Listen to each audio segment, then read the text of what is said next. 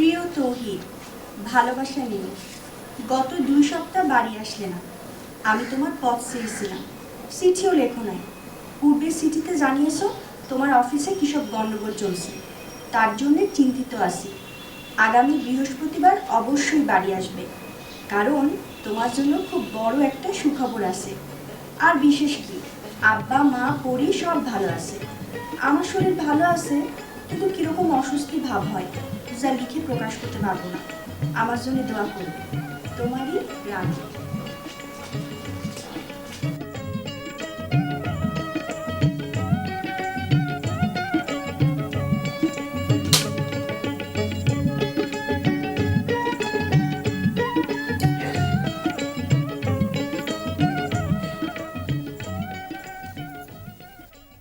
গর্ভকালীন সময়ে জটিলতা আগে থেকে সঠিকভাবে অনুমান করা যায় না, যেমন পা, মুখ ও হাত ফুলে যাওয়া, খিঁচুনি, মাথা ব্যথা এবং চোখে ঝাপসা দেখা ইত্যাদি।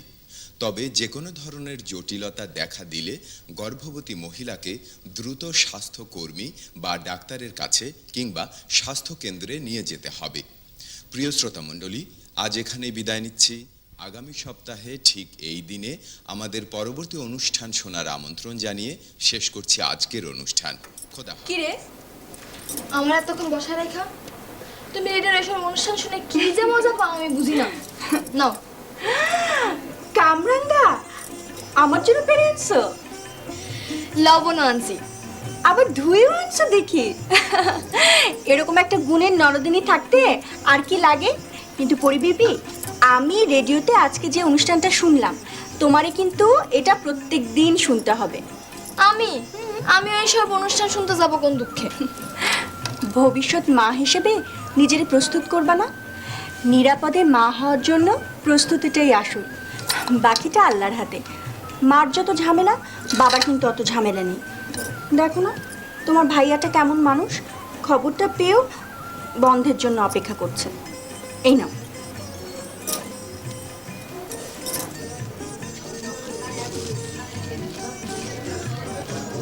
কি পছন্দ হয় না? তোমার চয়েস খুব খারাপ। আমি তো আর তৌহিদের মার জন্য শাড়ি নিতেছি না। সে তো আইসাই বললে তুমি তৌহিদের বইয়ের জন্য শাড়ি নিবা। এই শাড়িটা একটু উপহারের মতো দেব, সেরকম একটা শাড়ি দেখাও। এ কি কইতাছো তুমি? কোনোদিন বৌমার জন্য ব্যবহারী শাড়ি কিনলে না, আজ একেবারে লাভ দিয়া উপহারের শাড়ি? আছে, ব্যাপার আছে। আরে বংশ ধরাইতেছে না, আরে বরণ করার একটা ব্যাপার আছে না। তাই বলো? তৌহিদের বউ তাহলে মা হতে চলেছে? আমরা তো ধরে নিয়েছিলাম। ধরা ধরির কিচ্ছু নাই। বৌমা ইচ্ছা করে এতদিন বাচ্চা নেয় না, বয়স কম আছে। আরে মিয়া, 20 বছরের আগে মাইয়াগো বাচ্চা নেওয়া ক্ষতি।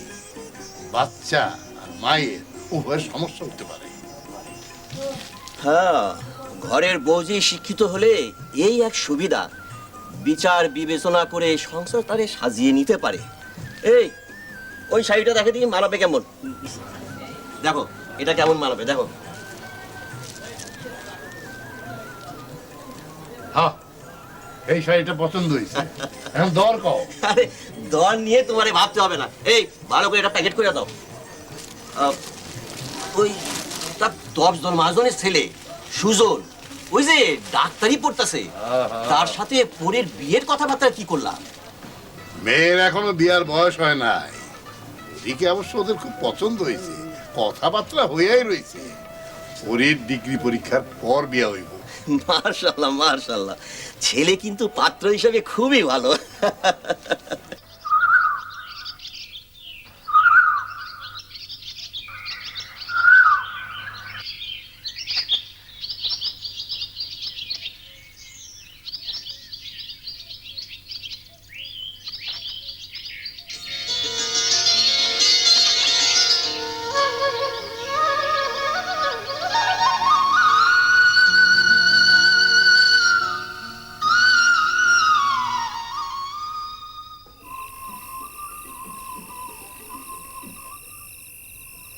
আমি নিজে একজন মা, বর্তমানে শাশুড়ি হয়েছি। আমার ছেলের বউ মা হয়েছে। আমার ঘর আলো করে চাঁদের মতো ফুটফুটে নাতি এসেছে। আমি বৌমার সন্তান প্রসবের জন্য আগে থেকে সমস্ত ব্যবস্থা করে রেখেছিলাম, যেমনটি আমার মেয়ের জন্য করতাম। তাই সে নিরাপদে মা হতে পেরেছে। হ্যাঁ, আমি যে ব্যবস্থাগুলো করেছিলাম সেগুলো হচ্ছে বৌমাকে বেশি বেশি পুষ্টিকর খাদ্য খাওয়ানো, তাকে ঠিকমতো বিশ্রাম নেওয়া। এখন থেকে কে খাইলো না খাইলো তুমি দেখবা না, টাইমলি খাইবা আর এক মুঠ বেশি করে খাইবা। ও তহিদের মা, তহিদের মা। বৌমা তুমি খাও, আমি দেখি তোমার শ্বশুর ডাকতেছে। কি এই এতক্ষণে ফেরার সময় হলো? বৌমার ডাক। বৌমা খেতে বসেছে। বৌমা খাইতে বসে? হ্যাঁ। তাহলে শাড়িটা বৌমারে দিয়া দিও। বৌমার শাড়ি? হ্যাঁ।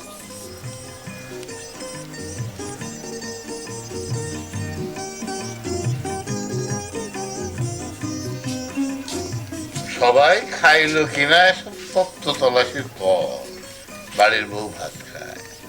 এখন দেখলাম উল্টা, সংসার ধর্ম ভুলে গেলে নাকি? বউয়ের খাওয়ার কথা বলছো? এ সময় মেয়েদের খাওয়া দাওয়াটা সবার আগে। মায়ের শরীর থেকেই তো সন্তানের পুষ্টি হয়। ঠিক মতো খাওয়া দাওয়া বৌমাকে না করাইলে স্বাস্থ্যবান বংশধর আসবো কই থেকে? শাড়িটা বৌমার পছন্দ হয়েছে? খুব পছন্দ হয়েছে, খুশিও হয়েছে খুব। আচ্ছা, শাড়িটা যে তুমি আনবা এই কথাটা তো তুমি আমারে কও নাই। তুমি যে বৌমার খাবার দাবারের তত্ত্ব তলাশি নিবা এটাও তো আমার কও নাই। আচ্ছা, এটা বলার কি আছে? কাল সেলিন আইছিল। সেলিনা আবার কিনা? কেন চেনো না? ওই যে মজিদ মিয়ার মাইয়া, ও স্বাস্থ্যকর্মী। ওই তো বৌমারে সব পরামর্শ দেয়, আমারেও কত কিছু শিখাইছে। তুমি এ বয়সে শিক্ষা কি করবা? কেন, শেখার আবার কোনো বয়স আছে নাকি? তাছাড়া গর্ভবতী বয়স যত্ন নিতে শাশুড়িকে অনেক কিছু জানুন দরকার। যেমন গর্ভাবস্থায় বেশি বেশি শাকসবজি, ফলমূল, দুধ, ডিম, মাছ, মাংস খাইতে হয়। 3 বেলার জায়গায় 4 বেলা খাইতে হয়, 1 বেলা বেশি খাইতে হয়। খাওয়াও, কিন্তু খরচের কথাটা একটু চিন্তা করো। কোথায় তুমি খরচ করতেছো?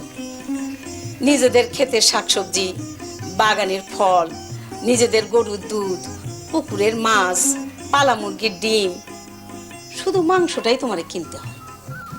তোমার মতো শাশুড়ি পাওয়া সত্যি ভাগ্যের কথা। আচ্ছা তহিদ আইলো না কেন?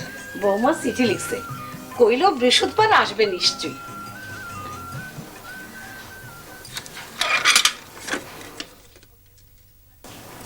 ভাবি, আব্বা যে তোমার শাড়ি কিনে দেবে আমি ভাবতেই পারতেছি না।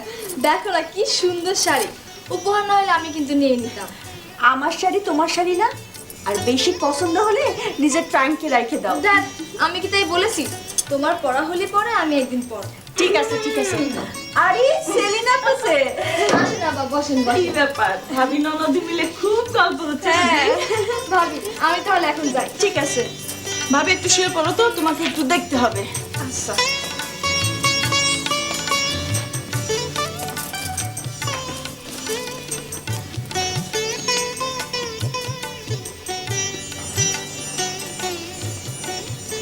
ঠিক আছে, এবার একটু চোখটা দেখি তো, জিভটা বের করো তো আর একটু। তোমার কি আয়রন ট্যাবলেট শেষ হয়ে গেছে? না পা আছে। ঠিক আছে, আয়রন ট্যাবলেট তো খাবেই, তার পাশাপাশি তুমি কচু শাক, লাল শাক, কলার মোচা, কাঁচকলা, ছোট মাছ, ডিম, দুধ এসব জিনিস কিন্তু বেশি বেশি করে খাবে। ঠিক আছে। তো আজ তাহলে আসি। তহিদের কি হয়েছে? কেমন যেন মন মরা মনে হইল। আমিও বুঝতেছি না, কোনোদিন বাড়ি আসার সময় খালি হাতে আসে নাই। এত বড় একটা খবর পাইয়াও বৌমার জন্য একটা শাড়ি পর্যন্ত আনলো না, মুখে কোনো হাসিও নাই। ওরা ডাকো, দেখি একটু কথা বলে দেখি। আজ থাক, কাল কথা বলো।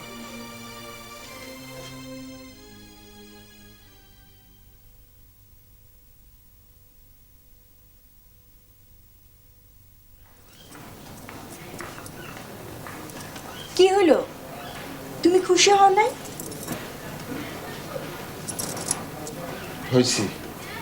তাহলে এত মন মরা হয়ে আছো যে? কই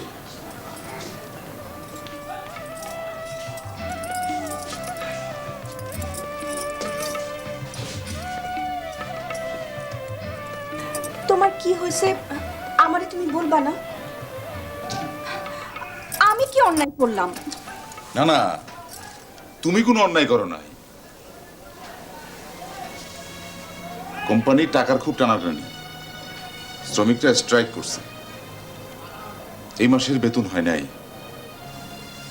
কোম্পানির এমডি সবাইকে নোটিশ দিয়েছে। তোমার এই অবস্থা, আমার হাতে টাকা নেই। তুমি অন্য কোনো ফার্মে চাকরির চেষ্টা করো। তুমি একজন ডিপ্লোমা ইঞ্জিনিয়ার। চাকরি পাওয়া অত সোজা না, সময়ের ব্যাপার। আমার খারাপ লাগতেছে, যখন আমার টাকার দরকার তখন আমার হাতে টাকা নাই। থাক, এই নিয়ে তোমাকে এত চিন্তা করতে হবে না। জার্নি করে আসছো, এখন একটু বিশ্রাম নাও।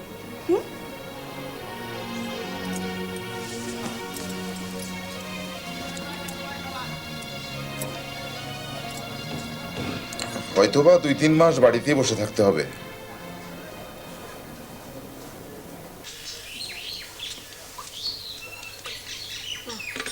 তুমি কেন, বৌমা কই? গত 2 বছর সে আমার উজুর পানি তুলে দিচ্ছে, কোনোদিন তো ভুল হয় নাই। এখন থেকে আমি তোমার উজুর পানি তুলে দেবো। কেন? এই সময় বৌমার ভারী কাজ করা একদম ঠিক না। বৌমা কই? রেস্ট নিচ্ছে। রেস্ট নিচ্ছে মানে? আহ, তোমার সাথে পারা গেল না। পেটে সন্তান আসলে মেয়েদের দুপুরে খাওয়ার পর রেস্ট নিতে হয়, এতে উপকার আছে। সব নতুন নতুন আইন কানুন কোথা থেকে পয়দা করো তোমরা? আমি কিছুই পয়দা করছি না। ওই স্বাস্থ্যকর্মী সেলিনা বাড়ি এসে এসে বলে যায় কি করতে হবে না করতে হবে, আমি তার কথা মতো কাজ করছি, বাকিটা আল্লাহর ইচ্ছা। আচ্ছা, তৌহিদ তার চাকরির কথা কিছু বলে? ওর কোম্পানির ফান্ডে নাকি টাকা নেই, তাই নিয়ে শ্রমিকরা স্ট্রাইক করেছে। আচ্ছা, ওর চাকরি করার দরকারটা কি? অর্থ সম্পদ আল্লাহ তাআলা কি আমার কিছু কম দিছে? চাকরি করতে। আল্লাহ আল্লাহ আল্লাহ আল্লাহ আল্লাহ আল্লাহ আল্লাহ।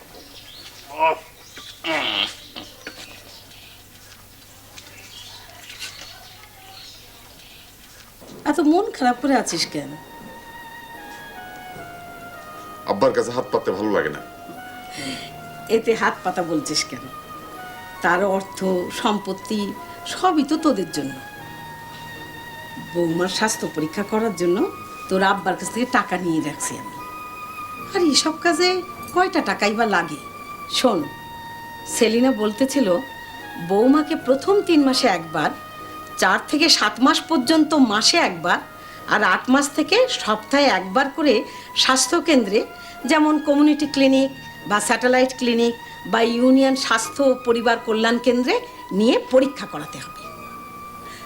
শোন বাবা, এ সময় এত মন খারাপ করে থাকিস না। তুই মন খারাপ করে থাকলে বৌমাও মন খারাপ করে থাকে। এ সময় মেয়েদের হাসি খুশি থাকতে হয়, প্রফুল্ল থাকতে হয়।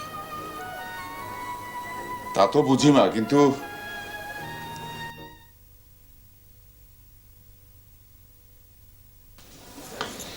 ভাবি, দেখো তোমার জন্য কি আনছি।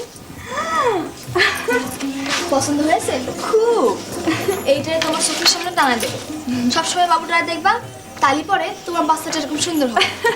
দেখো তো ভাইয়া, বাবুটা সুন্দর না? পরি, আসছি মা। বসো। পরীক্ষার কাণ্ড দেখছো? আচ্ছা শোনো, বলো তো আমাদের ছেলে হবে না মেয়ে? মেয়ে। না, ছেলে হবে। কি করে বুঝলি?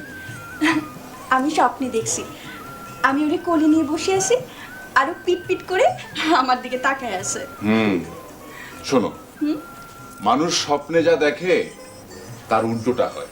তুমি মেয়ে পছন্দ করো তো, সেজন্যই।